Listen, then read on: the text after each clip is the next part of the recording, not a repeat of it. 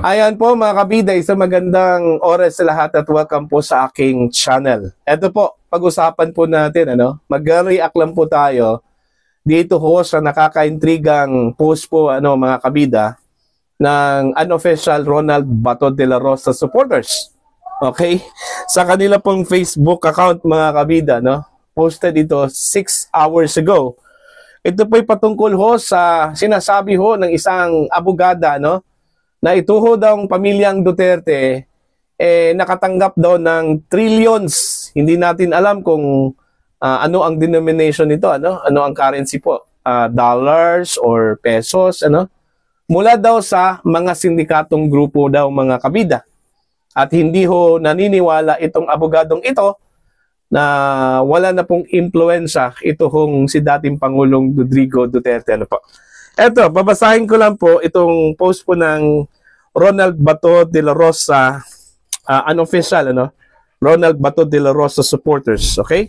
6 hours ago, ito hong kanila pong balita, ay nabasa ko lang po kanina lang mga kabida, Pamilya Duterte posible umanong nakatanggap ng trilyon mula sa mga sindikato ayon kay Attorney Conti. Ayan, ito hong si Attorney Conti o Attorney Cristina Conti, kilala po itong abogado po, mga kabida, ng mga biktima nito hong sinasabi ho nilang extrajudicial killings, sa ilalim ho ng war on drugs ng dating Pangulong Rodrigo Roa Duterte. At siya daw ay isang assistant to counsel, dyan po sa International Criminal Court. Okay? Ito, babasahin ko lang po. Ibinahagi ni ICC Assistant to Counsel Attorney Cristina Conte na hindi umano totoo na nawala na ang impluensya ni dating Pangulong Rodrigo Duterte.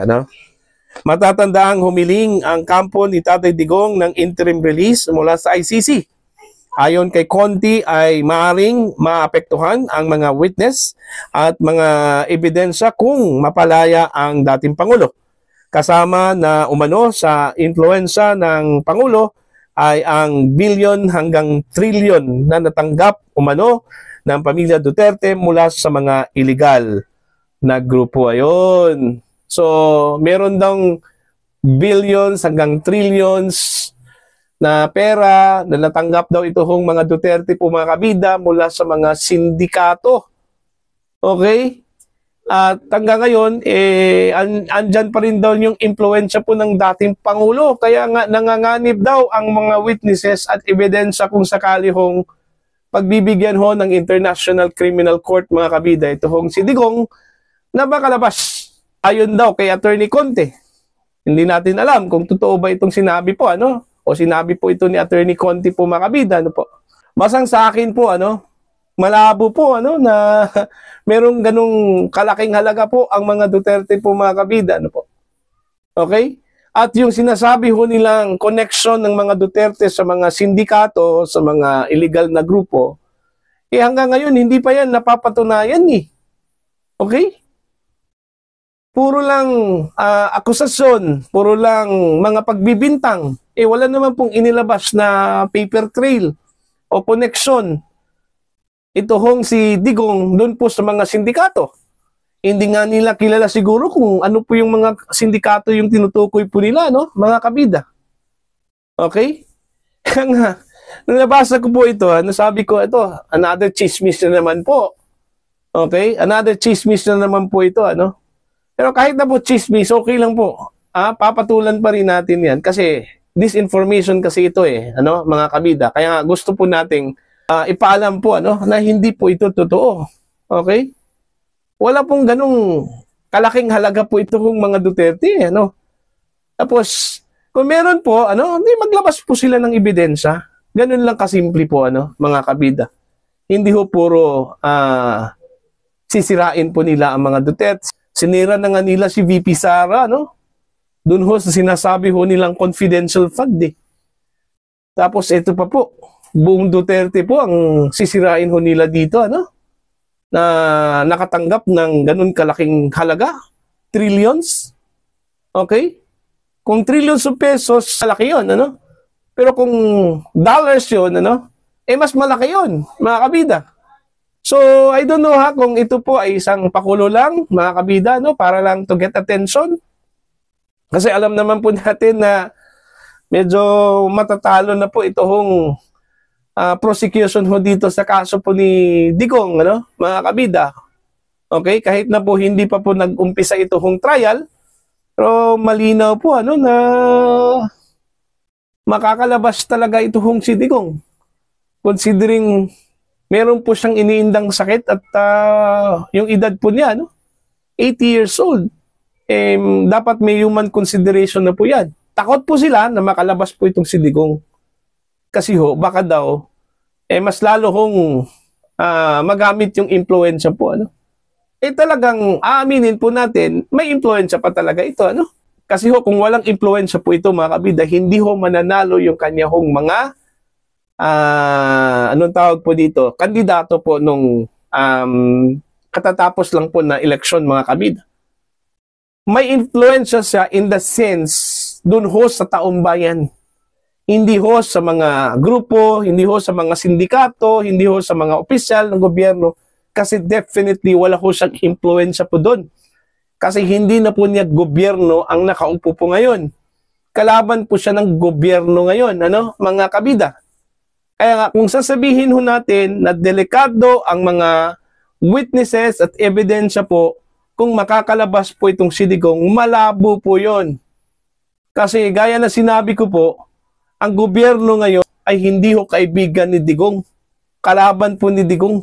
Paano ho siya magkaroon po ng influence doon ho sa mga opisyal at maging sa mga otoridad, ano, sa ilalim po ng Marcos administration. Common sense lang po yan, mga kabida. Okay? So mahihirapan po, ano, ito hong si Digong.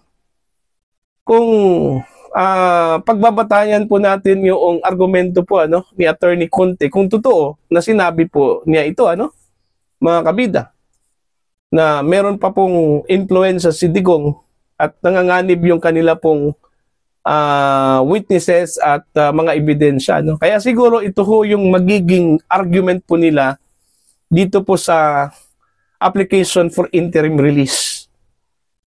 At pangalawa po, si Digong ay hindi ho sa Pilipinas maninirahan sakali hong pagbibigyan po ng ICC yung kanyang interim release po, ano? Meron pong isang bansa na hindi pa po tukoy at sinadya hong hindi po sinabi kasi ho baka daw pag malaman po ng kanya hong mga detractors po, yun, dudumugin na naman po itong bansang ito ng mga katakot-takot na sulat at petisyon, mga kabida, no?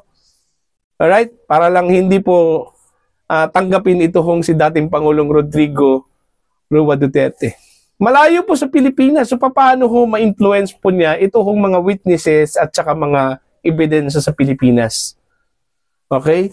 Kaya nga, ako, nalalabuan po ako dito ho sa sinabi po ni Attorney Conte at ilan pong mga advocates, ano, laban ho sa mga Duterte at laban po kay dating Pangulong Duterte, ano. Yung pera na sinabi ho nila, na trillions, malabo yun. Para sa akin, malabo yun.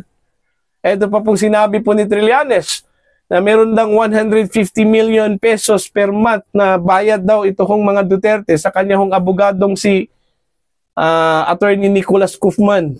Okay? Ganun kalaki? Naniniwala ho ba kayo na ganun kalaki po, ano, ang binayad po ng mga Duterte kay Attorney Guzman, ano, mga kabida? I don't think so, ano? Hindi ganun kalaki.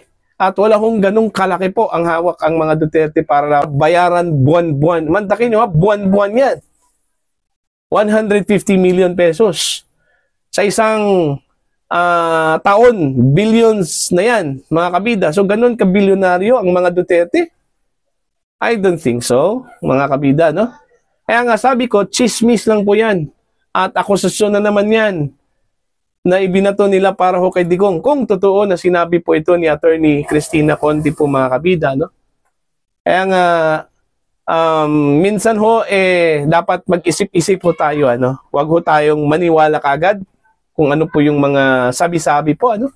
Mga aligasyon po mula sa mga detractors po ng dating Pangulo, ano? Kasi ho, normal kasi yan na maglalabas po sila ng mga negative information against the former president, ano?